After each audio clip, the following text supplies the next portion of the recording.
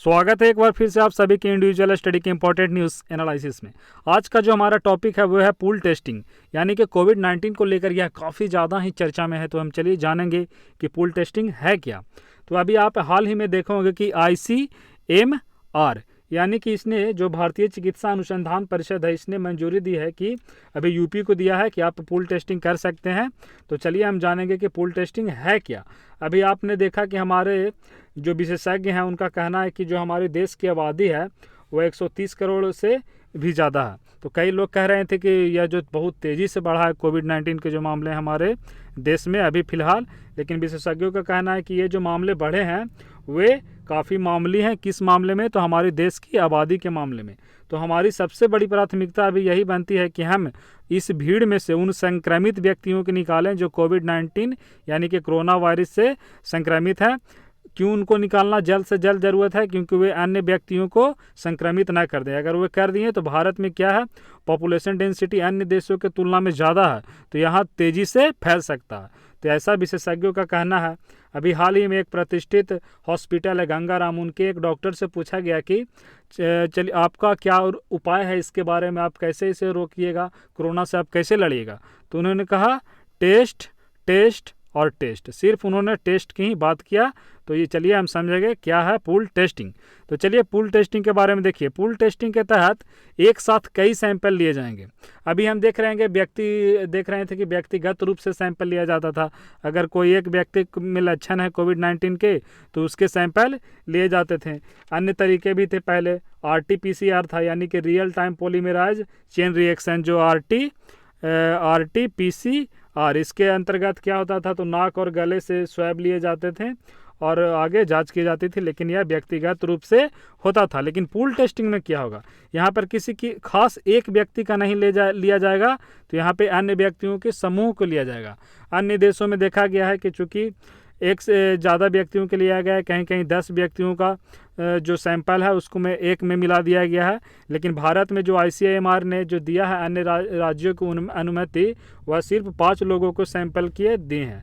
यानी कि आप 5 लोगों को सैंपल को ले सकते हैं और उसके बारे में वहाँ पे भी आगे कर सकते हैं जांच। तो चलिए यहाँ पे क्या है इसके अंतर्गत।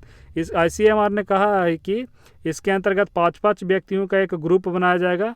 कितना? 5-5 व्यक्तियों का, और 5 लोगों को सैंपल को मिलाकर एक सुपर सैंपल बनाया जाएगा। तो आप चलिए ऐसे समझ लीजिए, मान लीजिए आपके सोसाइटी में मानिए 100 लोग हैं, तो 100 लोग में क्या किया जाएगा, तो 5-5 लोग का ग्रुप बनाया जाएगा और ये 5 ग्रुपों का टेस्ट लिया जाएगा। यहाँ पे देखिए 5 व्यक्तियों का टेस्ट जो है इसमें रखा गया, उनके सैंपल को इसमें रखा गया और सभी को मिलाकर इन 5 को मान लीजिए एक में मिला दिया गया, सभी के जो सैंपल था, और उसको क्या नाम दिया जाएगा? Super sample. तो इसको ध्यान से समझिएगा। अब ये जो सुपर सैंपल है इसी की ही जांच होगी। चलिए नेक्स्ट यहाँ देखते हैं क्या है।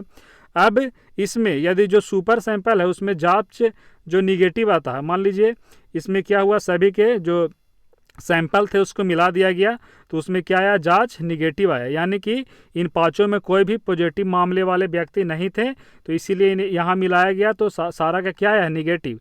तो इससे क्या समझा जा सकता है कि इन 5 का जिनका निगेटिव आया है उनको अब डरने की बात नहीं है। इनमें कोविड-19 के लक्षण नहीं है, या वे लक्षण के साथ वे इससे प्रभावित भी नहीं है, तो ये 5 को कोई इससे टेंशन नहीं है। अब अगर मान लीजिए इसी सैंपल में किसी का पॉजिटिव आ गया, क्या आ गया? पॉजिटिव आ गया। अब तो हमें पता नहीं है कि इसमें ये व्यक्ति पॉजिटिव वाला है, ये व्यक्ति है, ये है, या सभी पॉजिटिव हैं। तो अब हम क्या करेंगे, इन 5 को प्रत्येक का टेस्ट करेंगे। तो इससे क्या होगा, अगर हम शुरू में ये जो 5 का ग्रुप था वो एक बार में ही इन लोग का क्या आया, तो निगेटिव आया, तो वहाँ पे हमारे क्या हुए, जहाँ पे 5 सैंपल लगते बदले में 4 सैंपल ही लगे थे, 4 किट ही लगे थे, हमें एक किट की क्या हुई थी, तो वहाँ पे एक ही किट का उपयोग किए थे और 4 किट की वहाँ पे लाभ हुई थी। हम यानी कि हम कह सकते हैं कि 4 किट हमारे बच गए थे, उस 4 किट का उपयोग हम अन्य जगह कर सकते हैं। तो इसी को आपको समझना था यहाँ पे। चलिए आगे यहाँ पे देखते हैं। यहाँ पे कहा गया है कि पूल टेस्टिंग का सबसे बड़ा फ़ायदा क्या होगा। अब हम पूल टेस्टिंग के फ़ायदे को देख लेते हैं। तो पूल टेस्टिंग का जो सबसे बड़ा फ़ायदा होगा यह होगा कि लैब्स पर बोझ कम होगा। जितने भी प्रयोगशालाएं हैं उन पे बोझ कम होगा, प्रत्येक व्यक्तियों का जांच नहीं करना होगा, और बोझ कम होगा, इससे ज़्यादा से ज़्यादा जांच हो सकेगा।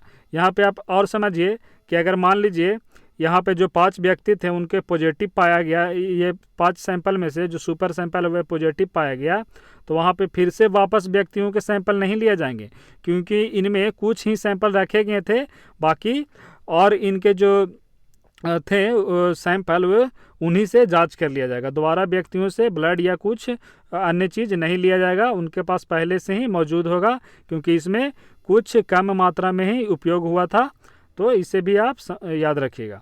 चलिए, यहाँ पे कहा गया है कि इसके फ़ायदे क्या हैं, तो फ़ायदों के देख लेते हैं। जैसा कि अभी बताया गया लैब्स पर क्या होगा, तो बोझ कम होगा। दूसरा क्या बताया गया यहाँ पे कि हॉट स्पॉट, जो हॉट स्पॉट हैं बन चुके एरिया में इसका सबसे ज़्यादा कारगर फायदा होगा। मान लीजिए कोई एरिया हॉट स्पॉट है, तो वहाँ पे इसका तेज़ी से जांच किया जाएगा, उसके बगल के इलाके में तेज़ी से जांच किया जाएगा।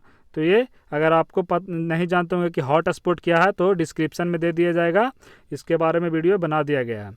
अब देखिए, 100 सैंपल के परीक्षण से 25 से कम किट का उपयोग किया जा सकता है। जैसा कि पता है, अगर 100 व्यक्तियों का भी सैंपल लेना था तो हमें 100 किट की बर्बादी होती, लेकिन अब क्या होगा, लगभग 25 से कम किट में ही सभी लोग का सैंपल लिया जा सकता है। अगर सभी लोग निगेटिव हैं तो फिर तो कम किट में ही हो गया, अगर उनमें से कुछ पॉजिटिव आ गए हैं तो सभी की बारी बारी से एक एक करके सभी का सैंपल लिया जाएगा।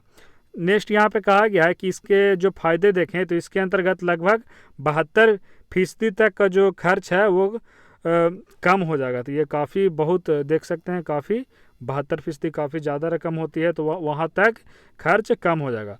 अब यहाँ पे कहा गया है कि भारत में, अगर यहाँ से प्रश्न पूछे जाएंगे, यहाँ से ज़रूर प्रश्न पूछेगा कि भारत में इस प्रकार का जो पहल था सबसे पहले कौन किया, तो अंडमान निकोबार करने वाला पहला केंद्र शासित प्रदेश था, तो पूल टेस्टिंग करने वाला।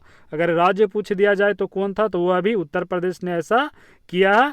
और अब लगता है शायद आज का ही न्यूज़ था, छत्तीसगढ़ भी इसके लिए राजी हुआ। छत्तीसगढ़ भी अपने संभवतः 3 मई तक लॉकडाउन को बढ़ा दिया गया है। तो तब तक या जल्द से जल्द क्या चाह रहा है छत्तीसगढ़ कि ज़्यादा से ज़्यादा टेस्ट को पूरा किया जा सके। बिहार भी लगभग 8000 स्क्रीनिंग और टेस्टिंग का बात किया है। तो सारे को आप याद रखिएगा। तो दूसरा कौन होगा पूल टेस्टिंग के मामले में, तो छत्तीसगढ़। अभी तीसरा राज्य का जिक्र नहीं आया है। अगर वीडियो अच्छा लगा तो प्लीज़ आप इसे सब्सक्राइब करिए। चलिए आगे और देखते हैं यहाँ पे कि भारत, पाकिस्तान, बांग्लादेश एवं अन्य यहाँ पे क्या है, तो गैदरिंग ज़्यादा है, भीड़ भाड़ वाले एरिया है। तो यहाँ पे कहा जा रहा है कि इस जो पूल टेस्टिंग है यह वरदान साबित हो सकता है। पूल टेस्टिंग के बारे में और जाने तो यह अभी जर्मनी और इजराइल में भी यह क्या हो रहा है, तो वहाँ पे इसका उपयोग किया जा रहा है पूल टेस्टिंग का। हम लोग भारत में तो 5-5 का क्या किया जा रहा है, तो सैंपल लिया जा रहा है। ऐसा कहा जा रहा है ICMR के द्वारा कि 5-5 लोग का ही सैंपल लीजिए, इससे एक्यूरेसी को सही मेंटेन रखा जाएगा, एक्यूरेसी जो रहे सही रहेगा। अगर ज़्यादा व्यक्तियों को लेते हैं तो वहाँ पे थोड़ी गड़बड़ी हो सकती है। लेकिन इजराइल ने इसकी पहल अभी कहा जा रहा है कि इजराइल ने ही किया था, और वहाँ पे इजराइल ने 64 लोगों का सैंपल लिया था एक ग्रुप में, तो वो तो काफ़ी बड़ा था वहाँ पे। तो इजराइल नाम भी आप याद रखिएगा कि इस तरह का जो अभी स्टार्ट किया है वह किसने किया है, इजराइल ने।